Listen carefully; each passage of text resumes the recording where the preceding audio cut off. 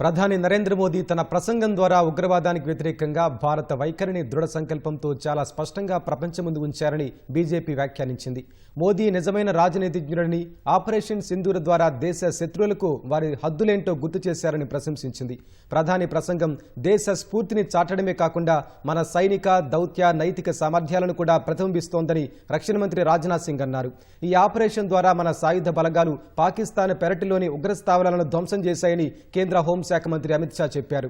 ఉగ్రవాదం, చర్చలు ఒకే వరలో ఎమడవని ప్రధాని మోదీ కొండబద్దలు కొట్టారని అసోం సీఎం హిమంత బిశ్వ శర్మ పేర్కొన్నారు. ప్రధాని మోదీ ప్రసంగం ప్రతి భారతీయుడిలో విశ్వాసాన్ని నింపుతోందని ఉత్తరాఖండ్ సీఎం పుష్కర్ సింగ్ ధామీ అన్నారు. పాకిస్తాన్ ప్రేరేపిత ఉగ్రవాదులకు గట్టి హెచ్చరికగా ప్రపంచానికి భారత శక్తిని తెలిపే స్పష్టమైన సందేశంలా ప్రధాని ప్రసంగం నిలిచిందని ముఖ్యమంత్రి చంద్రబాబు ప్రశంసించారు.